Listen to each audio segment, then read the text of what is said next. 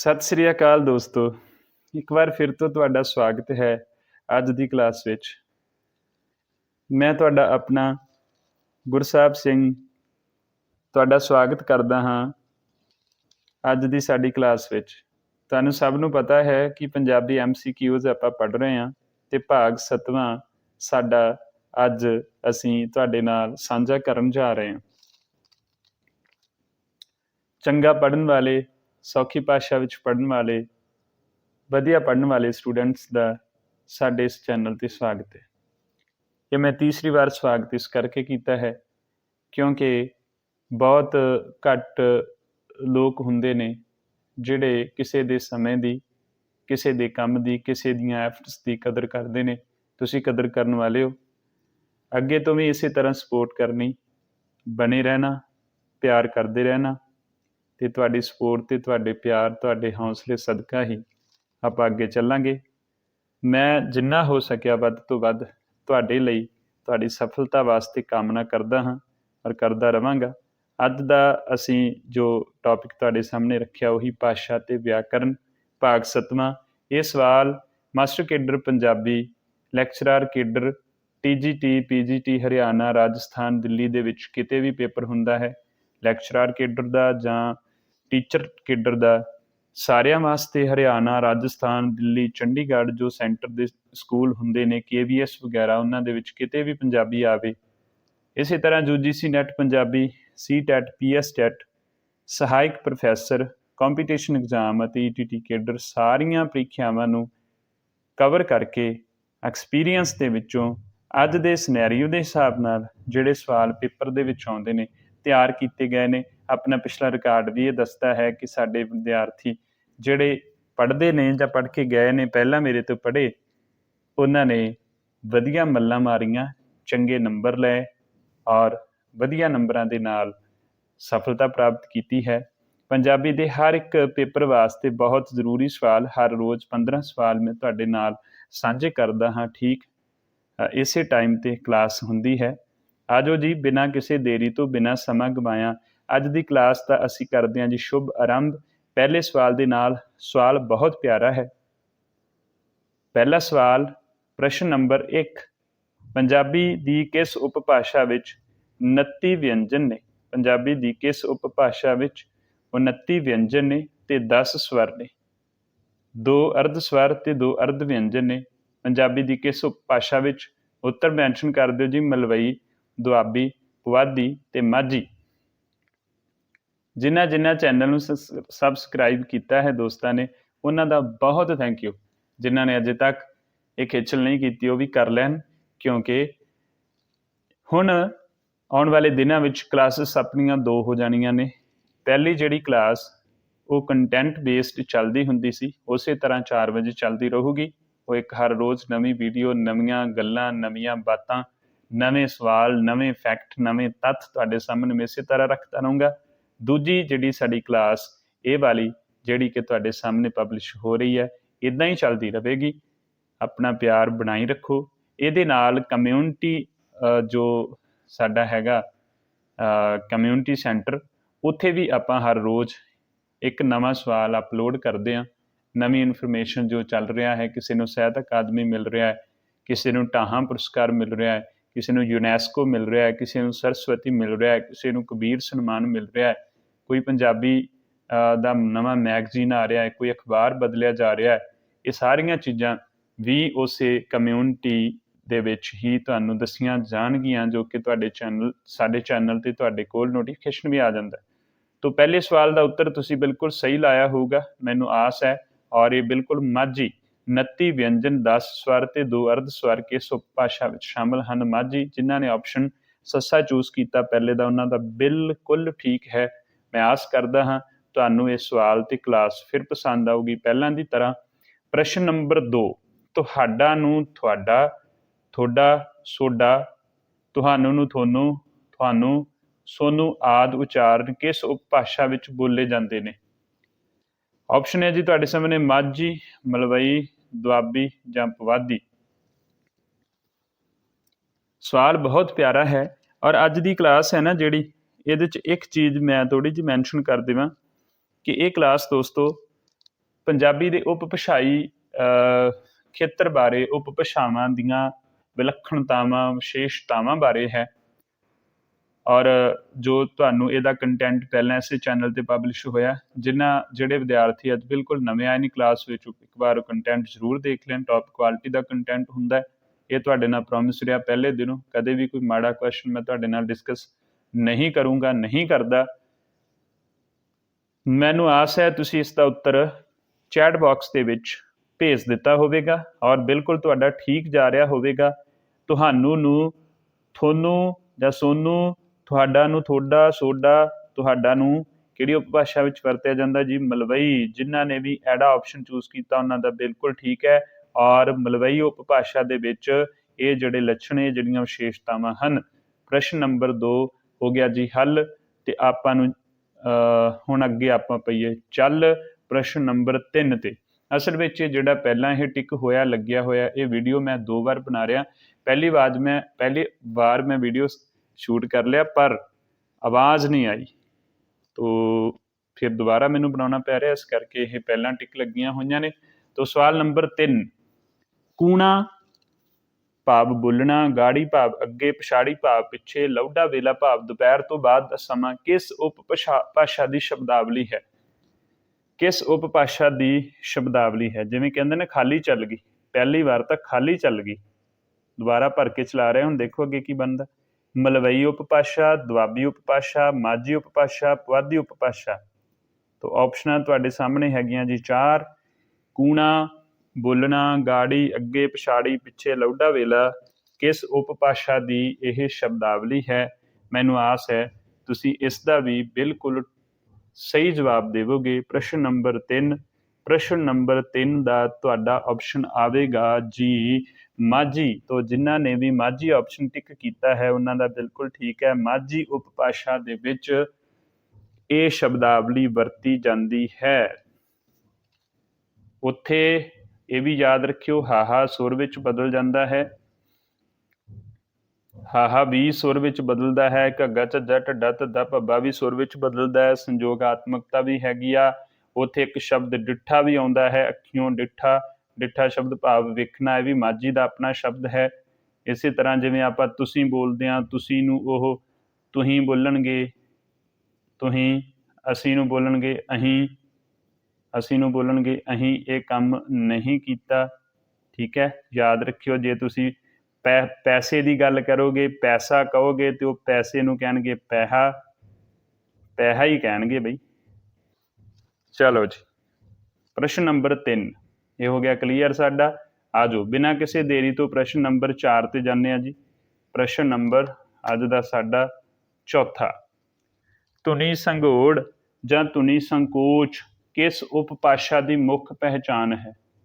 ਧੁਨੀ ਸੰਘੋੜ ਜਾਂ ਧੁਨੀ ਸੰਕੋਚ ਕਿਸ ਉਪਭਾਸ਼ਾ ਦੀ ਮੁੱਖ ਪਹਿਚਾਣ ਹੈ?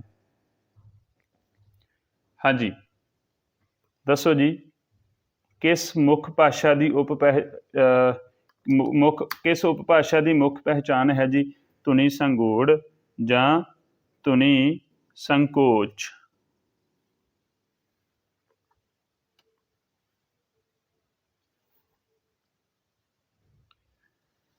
ਹਾਂਜੀ, ਧੁਨੀ ਸੰਘੋੜ ਜਾਂ ਧੁਨੀ ਸੰਕੋਚ ਕਿਸ ਉਪਭਾਸ਼ਾ ਦੀ ਮੁੱਖ ਪਹਿਚਾਣ ਹੈ? ਮਾਝੀ ਦੀ, ਮਲਵਈ ਦੀ, ਦੁਆਬੀ ਦੀ, ਪੁਆਧੀ ਦੀ।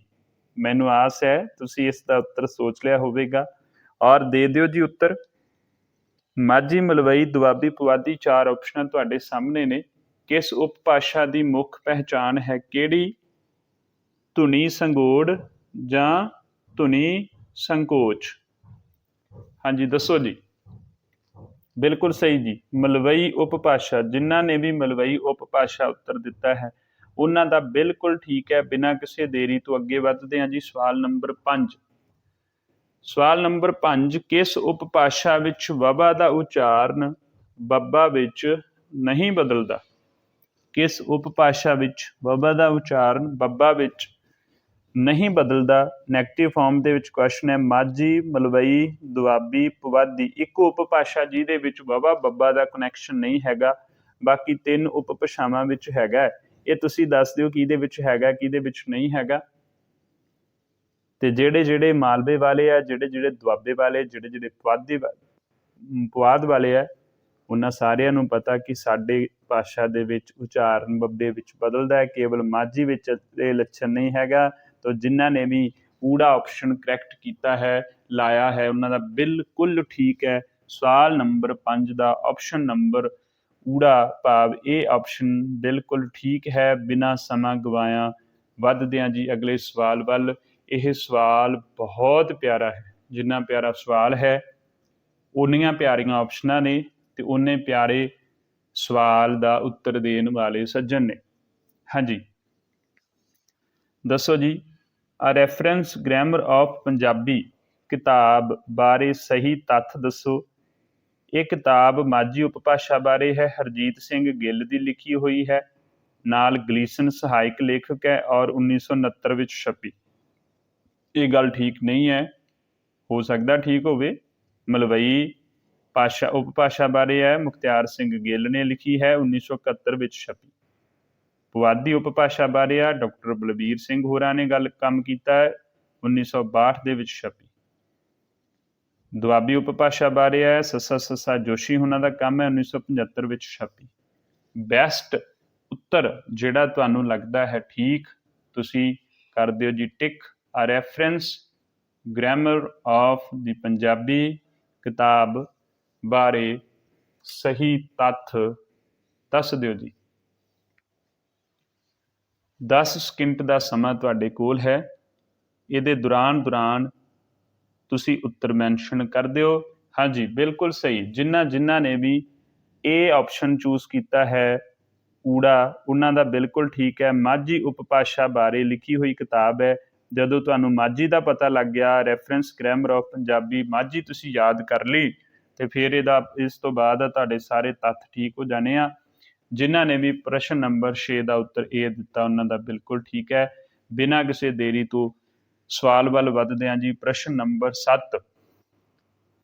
7 ਨੰਬਰ ਪ੍ਰਸ਼ਨ ਦਾ ਦੇਖੋ ਕੰਟੈਂਟ ਕੀ ਕਹਿੰਦਾ। ਗੱਭੇ, ਘੇ, ਪੇ, ਜਨੇਤ ਅਤੇ ਫੇਰੇ ਆਦਿ ਸ਼ਬਦਾਵਲੀ ਪੰਜਾਬੀ ਦੀ ਕਿਸ ਉਪਭਾਸ਼ਾ ਵਿੱਚ ਸ਼ਾਮਲ ਹੈ। ਇੱਕ ਵਾਰ ਮੈਂ ਫਿਰ ਤੋਂ ਤੁਹਾਡੇ ਸਾਹਮਣੇ ਸਵਾਲ ਨੂੰ ਰਿਪੀਟ ਕਰਦਾ, ਪੜ੍ਹਦਾ। ਗੱਭੇ ਦਾ ਅਰਥ ਹੁੰਦਾ ਵਿਸ਼ਕਾਰ, ਘੇ ਦਾ ਅਰਥ ਘਿਓ, ਪੇ ਦਾ ਅਰਥ ਪਿਓ, ਜਨੇਤ ਦਾ ਅਰਥ ਜੰਝ, ਬਰਾਤ, ਫੇਰੇ ਦਾ ਅਰਥ ਹੈ ਆਨੰਦ ਕਾਰਜ। ਆਦਿ ਸ਼ਬਦ ਕਿਸ ਉਪਭਾਸ਼ਾ ਦੇ ਸ਼ਬਦ ਹਨ। ਮਲਵਈ ਦੇ, ਪੋਠੋਹਾਰੀ ਦੇ, ਦੁਆਬੀ ਦੇ ਐਂਡ ਮੁਲਤਾਨੀ ਦੇ। ਦੱਸ ਦਿਓ ਜੀ ਕਿਸ ਉਪਭਾਸ਼ਾ ਦੇ ਸ਼ਬਦ ਨੇ ਗੱਭੇ, ਘੇ, ਪੇ, ਜਨੇਰੇ, ਫੇਰੇ ਆਦਿ। ਮੈਨੂੰ ਪਤਾ ਤੁਹਾਨੂੰ ਸਭ ਨੂੰ ਆਉਂਦਾ ਹੈ। ਥੱਲੇ ਮੈਂ ਏਰੀਆ ਵੀ ਲਿਖਿਆ ਹੋਇਆ, ਕਿਸ ਭਾਸ਼ਾ ਦਾ ਏਰੀਆ ਲਿਖਿਆ ਹੋਇਆ ਜੀ, ਕਿਸ ਉਪਭਾਸ਼ਾ ਦਾ। ਇਹ ਹੈਗਾ ਜੀ ਮਲਵਈ, ਇਹ ਹੈਗਾ ਜੀ ਦੁਆਬੀ ਦਾ। ਤਾਂ ਈਡੀ ਆਪਸ਼ਨ ਜਿਨ੍ਹਾਂ ਨੇ ਵੀ ਟਿਕ ਕੀਤਾ ਉਹਨਾਂ ਦਾ ਬਿਲਕੁਲ ਠੀਕ ਹੈ। ਸਵਾਲ ਨੰਬਰ 7 ਦਾ ਸਹੀ ਉੱਤਰ ਹੈ ਜੀ ਦੁਆਬੀ ਉਪਭਾਸ਼ਾ। ਤੋਂ ਜਿਨ੍ਹਾਂ ਨੇ ਦੁਆਬੀ ਉਪਭਾਸ਼ਾ ਬਾਰੇ ਦੱਸਿਆ ਹੈ ਉਹਨਾਂ ਦਾ ਬਿਲਕੁਲ ਠੀਕ ਹੈ। ਸਵਾਲ ਨੰਬਰ ਹੈ ਜੀ 8। ਅੱਗੇ ਚੱਲਦੇ ਹਾਂ ਸਵਾਲ ਨੰਬਰ 8 ਤੇ। ਪੰਜਾਬੀ ਦਾ ਪ੍ਰਥਮ ਕਵੀ ਕਿਸ ਉਪਭਾਸ਼ਾਈ ਵੰਨਗੀ ਨਾਲ ਸੰਬੰਧਿਤ ਸੀ। ਬੜਾ ਯੂਨੀਕ ਕਿਸਮ ਦਾ ਸਵਾਲ ਹੈ। ਹੋ ਸਕਦਾ ਇਸ ਤੋਂ ਪਹਿਲਾਂ ਤੁਸੀਂ ਇਸ ਤਰ੍ਹਾਂ ਦਾ ਸਵਾਲ ਨਾ ਪੜ੍ਹਿਆ ਹੋਵੇ। ਸਵਾਲਾਂ ਵਿੱਚੋਂ ਸਵਾਲ ਨਿਕਲਦਾ। ਇੱਕ ਅੰਗਰੇਜ਼ ਵਿਦਵਾਨ ਹੈ, ਕੈਨੇਡਾ ਦਾ ਹੈ, ਨਾਰਥੋਪ ਫਰਾਈ। ਉਹਨੇ ਇਹ ਗੱਲ ਲਿਖੀ ਸੀ ਵੀ ਕਿਤਾਬਾਂ ਵਿੱਚੋਂ ਕਿਤਾਬ ਜਨਮਦੀ ਹੈ। ਆ ਕਥਨ ਹੈ, ਪੇਪਰ 'ਚ ਆ ਸਕਦਾ ਤੁਹਾਨੂੰ UGC ਦੇ ਵਿੱਚ। ਕਿਤਾਬਾਂ ਵਿੱਚੋਂ ਕਿਤਾਬ ਜਨਮਦੀ ਹੈ। ਬਿਲਕੁਲ ਠੀਕ ਹੈ। ਕਿਤਾਬਾਂ ਪੜ੍ਹਾਂਗੇ ਤੇ ਨਵੀਂ ਕਿਤਾਬ ਦਾ ਜਨਮ ਹੋ ਜਾਂਦਾ। ਹੁਣ ਸਵਾਲ ਇਹ ਪੈਦਾ ਹੁੰਦਾ ਕਿ ਜਦੋਂ ਕਿਤਾਬਾਂ ਨਹੀਂ ਹੁੰਦੀਆਂ ਫਿਰ ਕਿਤਾਬ ਕਿੱਦਾਂ ਪੈਦਾ ਹੋਈ। ਫਿਰ ਇਹਦਾ ਮਤਲਬ ਇਹ ਸੀ ਵੀ ਉਦੋਂ, ਅੱਜ ਕੱਲ੍ਹ ਸਾਡੇ ਕੋਲ ਕਿਤਾਬ ਹੈ, ਉਦੋਂ ਮੌਖਿਕ ਗੱਲਬਾਤ ਹੁੰਦੀ ਸੀ, ਫਿਰ ਮੌਖਿਕ ਗੱਲਾਂ 'ਚੋਂ ਗੱਲ ਨਿਕਲਦੀ ਸੀ। ਤੋ ਇਸੇ ਤਰ੍ਹਾਂ ਇਹ ਗੱਲ ਮੈਂ ਤਾਂ ਜੋੜ ਰਿਹਾ ਕਿ ਜਦੋਂ ਤੁਸੀਂ ਸਵਾਲ ਪੜ੍ਹਦੇ ਹੋ, ਸਵਾਲ ਬਣਾਉਂਦਿਆਂ ਪੜ੍ਹਦਿਆਂ ਨਵੇਂ ਸਵਾਲ ਪੈਦਾ ਹੋ ਜਾਂਦੇ ਨੇ। ਇਸ ਤਰ੍ਹਾਂ ਦਾ ਸਵਾਲ ਬਣਾ ਲਿਆ, ਨਾਲੇ ਹੈ ਉਪਭਾਸ਼ਾ ਬਾਰੇ, ਨਾਲੇ ਥੋੜ੍ਹਾ ਜਿਹਾ ਰਸ ਬਦਲ ਗਿਆ। ਪੰਜਾਬੀ ਦਾ ਪ੍ਰਥਮ ਕਵੀ ਕਿਸ ਉਪਭਾਸ਼ਾਈ ਵੰਨਗੀ ਨਾਲ ਸੰਬੰਧਿਤ ਹੈ। ਮਾਝੀ ਨਾਲ, ਸਦੂਕੜੀ ਨਾਲ, ਲਹਿੰਦੀ ਨਾਲ, ਠੇਠ ਪੰਜਾਬੀ। ਤੁਸੀਂ ਕੀ ਸੋਚ ਰਹੇ ਹੋ? ਪੰਜਾਬੀ ਦਾ ਪਹਿਲਾ ਕਵੀ ਕੌਣ? ਮਛੰਦਰ ਨਾਥ? ਜਾਂ ਤੁਸੀਂ ਸੋਚ ਰਹੇ ਹੋ ਕਿ ਗੋਰਖਨਾਥ? ਨਹੀਂ, ਜਿਹੜੇ ਸੋਚ ਰਹੇ ਨੇ ਬਾਬਾ ਫਰੀਦ ਉਹਨਾਂ ਦਾ ਬਿਲਕੁਲ ਠੀਕ ਹੈ। ਬਾਬਾ ਫਰੀਦ ਪੰਜਾਬੀ ਦਾ ਪਹਿਲਾ ਕਵੀ ਹੈ ਔਰ ਉਹਨਾਂ ਦੀ ਭਾਸ਼ਾ ਮੁਲਤਾਨੀ ਹੈ। ਮੁਲਤਾਨੀ ਨੂੰ ਲਹਿੰਦੀ ਕਿਹਾ ਜਾਂਦਾ ਹੈ, ਲਹਿੰਦੀ ਨੂੰ ਝਾਂਗੀ ਵੀ ਕਿਹਾ ਜਾਂਦਾ। ਤੋ ਜਿਨ੍ਹਾਂ ਨੇ ਵੀ ਲਹਿੰਦੀ ਆਪਸ਼ਨ ਚੂਜ਼ ਕੀਤਾ, ਭਾਵ ਪ੍ਰਸ਼ਨ 8ਵੇਂ ਦਾ ਈਡੀ ਉਹਨਾਂ ਦਾ ਬਿਲਕੁਲ ਠੀਕ ਹੈ। ਸਵਾਲ ਨੰਬਰ ਹੈ ਜੀ 9ਵਾਂ। ਸਵਾਲ ਨੰਬਰ 9ਵਾਂ ਕਹਿੰਦੇ 28 ਵਿਅੰਜਨ 10 ਸਵਰ ਪੰਜਾਬੀ ਦੀ ਕਿਸ ਉਪਭਾਸ਼ਾ ਵਿੱਚ ਸ਼ਾਮਲ ਹਨ? ਇਸ ਤੋਂ ਪਹਿਲਾ ਸਵਾਲ ਅਸੀਂ ਪੜ੍ਹਿਆ ਸੀ ਜਿਹਦੇ 'ਚ 29 ਵਿਅੰਜਨਾਂ ਦੀ ਗੱਲ ਹੋਈ ਸੀ। 29 ਵਿਅੰਜਨ ਵਾਲੀ ਭਾਸ਼ਾ ਸੀ ਮਾਝੀ, ਦੂਜੀ ਆਪਸ਼ਨ ਮਲਵਈ, ਤੀਜੀ ਦੁਆਬੀ, ਚੌਥੀ ਪੁਆਧੀ। ਹੁਣ ਤੁਸੀਂ ਸੋਚੋਗੇ ਕਿ ਮਾਝੀ ਤਾਂ ਪਹਿਲਾਂ ਆ ਚੁੱਕੀ ਹੈ, ਇਸ ਕਰਕੇ ਮਾਝੀ ਤਾਂ ਆ ਨਹੀਂ ਸਕਦਾ। ਬਿਲਕੁਲ ਸਹੀ ਸੋਚ ਰਹੇ ਹੋ ਤੁਸੀਂ। ਤੇ ਫਿਰ ਉਸ ਤੋਂ ਬਾਅਦ ਮਾਝੀ ਤੋਂ ਇੱਕ ਵਿਅੰਜਨ ਘੱਟ ਕਿਹਦੇ ਵਿੱਚ ਬੋਲਿਆ ਜਾਂਦਾ? ਉਹ ਬੋਲਿਆ ਜਾਂਦਾ ਦੀ ਮਲਵਈ ਵਿੱਚ ਬੋਲਿਆ ਜਾਂਦਾ। ਜਿਨ੍ਹਾਂ ਨੇ ਵੀ ਪ੍ਰਸ਼ਨ ਨੰਬਰ 9 ਦਾ ਐਡਾ ਟਿਕ ਕੀਤਾ ਹੈ, ਐਡਾ ਸੋਚਿਆ ਹੈ, ਉਹਨਾਂ ਦਾ ਬਿਲਕੁਲ ਠੀਕ ਹੈ। ਸਵਾਲ ਨੰਬਰ 9th ਦਾ ਬੀ ਆਪਸ਼ਨ ਬਿਲਕੁਲ ਸਹੀ ਹੈ। ਤੁਸੀਂ ਬਿਲਕੁਲ ਸਹੀ ਜਾ ਰਹੇ ਹੋ, ਸਹੀ ਪੜ੍ਹ ਰਹੇ ਹੋ, ਸਹੀ ਆਪਸ਼ਨਾਂ ਲਾ ਰਹੇ ਹੋ। ਇਹਦਾ ਮਤਲਬ ਇਹ ਹੈ ਕਿ ਤੁਹਾਡੀ ਹੁਣ ਤਿਆਰੀ ਹੈ। ਜਿਨ੍ਹਾਂ ਨੇ ਅਜੇ ਤੱਕ ਕੰਟੈਂਟ ਨਹੀਂ ਦੇਖਿਆ ਜ਼ਰੂਰ ਦੇਖ ਲੈਣ ਤਾਂ ਕਿ ਤੁਹਾਨੂੰ ਹੋਰ ਗੱਲਾਂ ਦੀ ਕਲੈਰਿਟੀ ਹੋ ਜਾਵੇ। ਸਵਾਲ ਨੰਬਰ ਹੈ ਜੀ ਸਾਡਾ ਅੱਜ ਦਾ 10ਵਾਂ। ਪੰਜਾਬੀ ਦੀ ਕਿਸ ਉਪਭਾਸ਼ਾ ਵਿੱਚ ਹਾਹਾ ਵਿਅੰਜਨ ਸਵਰ ਵਿੱਚ ਬਦਲ ਜਾਂਦਾ ਹੈ? ਇਸ ਤਰ੍ਹਾਂ ਦੇ ਨਵੇਂ ਸਵਾਲਾਂ ਵਾਸਤੇ ਜੁੜੇ ਰਹੋ। ਇੱਥੇ ਸਵਾਲਾਂ ਦੇ ਆਪਾਂ ਲਾ ਦੇਣੇ ਢੇਰ। ਤੇ ਦੇਖੋ, ਜੇ ਆਪਾਂ ਹਰ ਰੋਜ਼ 15 ਸਵਾਲ ਕਰੀਏ ਤੇ 450 ਸਵਾਲ ਸਾਡਾ ਇੱਕ ਮਹੀਨੇ ਦਾ ਬਣਦਾ ਹੈ। 450 ਸਵਾਲ ਤੇ ਇੱਕ ਟੌਪਿਕ ਤੇ ਮੰਨ ਲਓ 50 ਸਵਾਲ ਵੀ ਪੜ੍ਹੇ ਹੁਣ ਤੇ ਦੇਖੋ ਸਾਨੂੰ ਕੱਲ ਨੂੰ ਕਿਸੇ ਕੋਈ ਟੈਸਟ ਸੀਰੀਜ਼ ਲੈਣ ਦੀ ਜ਼ਰੂਰਤ ਹੈ? ਐਵੇਂ ਠੱਗੀ ਮਰਵਾਉਣ ਦੀ ਜ਼ਰੂਰਤ ਹੈ? ਘਟੀਆ ਕਿਸਮ ਦੇ ਸਵਾਲ ਪੜ੍ਹ ਕੇ ਔਰ ਨੈਗੇਟਿਵਿਟੀ ਫੈਲਾਉਣ ਦੀ ਕੋਈ ਲੋੜ ਨਹੀਂ। ਪੰਜਾਬੀ ਦੀ ਕਿਸ ਉਪਭਾਸ਼ਾ ਵਿੱਚ ਹਾਹਾ ਵਿਅੰਜਨ ਸਵਰ ਵਿੱਚ ਬਦਲ ਜਾਂਦਾ ਹੈ? ਮਾਝੀ ਵਿੱਚ, ਮੁਲਤਾਨੀ ਵਿੱਚ, ਦੁਆਬੀ ਵਿੱਚ, ਮਲਵਈ ਵਿੱਚ। ਪੰਜਾਬੀ ਦੀ ਕਿਸ ਉਪਭਾਸ਼ਾ ਵਿੱਚ ਹਾਹਾ ਵਿਅੰਜਨ ਧੁਨੀ ਸਵਰ ਵਿੱਚ ਬਦਲ ਜਾਂਦੀ ਹੈ? ਸੋਚ ਕੇ ਦੇਖੋ। ਕਿਸ ਉਪਭਾਸ਼ਾ ਵਿੱਚ? ਮੁਲਤਾਨੀ ਵਿੱਚ। ਅਸੀਂ ਪੱਛਮੀ ਵਿੱਚ ਪੜ੍ਹਿਆ ਕਿ ਸੁਰ ਦੀ ਅਨਹੋਂਦ ਹੁੰਦੀ ਹੈ, ਤੋ ਇਹ ਤਾਂ ਪੱਛਮੀ ਪੰਜਾਬੀ ਆ ਗਈ। ਦੁਆਬੀ ਵਿੱਚ ਨਹੀਂ, ਮਲਵਈ ਵਿੱਚ ਨਹੀਂ, ਬਿਲਕੁਲ ਇਹ ਲੱਛਣ ਹੈਗਾ ਜੀ ਮਾਝੀ ਵਿੱਚ। ਜਿਨ੍ਹਾਂ ਨੇ ਵੀ ਊੜਾ ਆਪਸ਼ਨ ਚੂਜ਼ ਕੀਤਾ, ਟਿਕ ਕੀਤਾ, ਉਹਨਾਂ ਦਾ ਬਿਲਕੁਲ ਰਾਈਟ ਹੈ ਜੀ। ਸਵਾਲ ਨੰਬਰ ਆ ਜਾਓ ਜੀ ਅੱਜ ਦੇ 11ਵੇਂ ਤੇ 11 ਨੰਬਰ ਸਵਾਲ। ਉਪਭਾਸ਼ਾਈ ਪੱਖ ਤੋਂ ਵਿਸ਼ਾਲ ਇਲਾਕਾ। ਹਾਂਜੀ, ਆਹ ਜਿਹੜੀ ਲਾਈਨ ਹੈ ਨਾ, ਇਹ ਪਹਿਲਾਂ ਪੜ੍ਹੋ।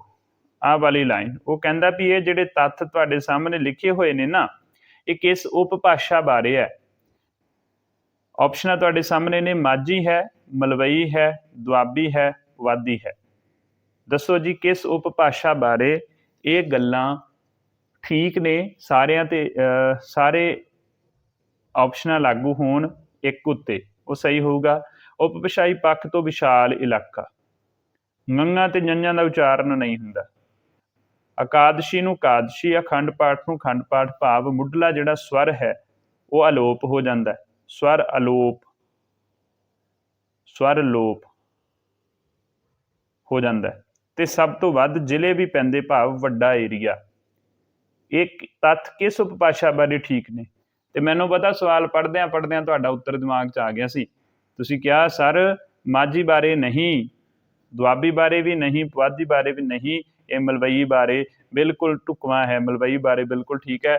ਔਰ ਜਿਨ੍ਹਾਂ ਨੇ ਵੀ ਮਲਵਈ ਦਾ ਸੋਚਿਆ ਉਹਨਾਂ ਦਾ ਬਿਲਕੁਲ ਠੀਕ ਹੈ। ਮਲਵਈ ਵੱਡਾ ਏਰੀਆ ਹੈ ਪੰਜਾਬੀ ਉਪਭਾਸ਼ਾ ਦੀ, ਪੰਜਾਬੀ ਉਪਭਾਸ਼ਾ ਦਾ ਔਰ ਪੰਜਾਬੀ ਦੀ ਇੱਕ ਸ਼ਾਨਦਾਰ ਉਪਭਾਸ਼ਾ। ਪ੍ਰਸ਼ਨ ਨੰਬਰ 11 ਤੁਹਾਡਾ ਹੋ ਗਿਆ ਜੀ ਠੀਕ। ਆ ਜਾਓ ਜੀ ਬਿਨਾਂ ਕਿਸੇ ਦੇਰੀ ਤੋਂ ਵੱਧਦੇ ਹਾਂ ਜੀ ਪ੍ਰਸ਼ਨ ਨੰਬਰ 12 ਵੱਲ। ਦੁਆਬੀ ਉਪਭਾਸ਼ਾ ਦਾ ਖੇਤਰ ਨਹੀਂ ਹੈ। ਇਹਨਾਂ ਚੋਂ ਕਿਹੜਾ ਖੇਤਰ ਦੁਆਬੀ ਉਪਭਾਸ਼ਾ ਦੇ ਨਾਲ ਸੰਬੰਧਿਤ ਨਹੀਂ ਹੈ? ਕਰਤਾਰਪੁਰ ਸਾਹਿਬ, ਜਲੰਧਰ, ਬਟਾਲਾ, ਕਪੂਰਥਲਾ, ਨਵਾਂਸ਼ਹਿਰ, ਜਲੰਧਰ, ਹੁਸ਼ਿਆਰਪੁਰ, ਕਪੂਰਥਲਾ। ਇਹ ਸਾਰੇ ਹੀ ਠੀਕ ਹਨ। ਬੜਾ ਸੌਖਾ ਸਵਾਲ, ਕਿਉਂਕਿ ਥੋੜ੍ਹਾ ਟਾਈਮ ਪਹਿਲਾਂ ਮੈਂ ਉੱਪਰ ਸਾਰਾ ਏਰੀਆ ਇੱਥੋਂ ਦਾ ਲਿਖ ਦਿੱਤਾ ਸੀ।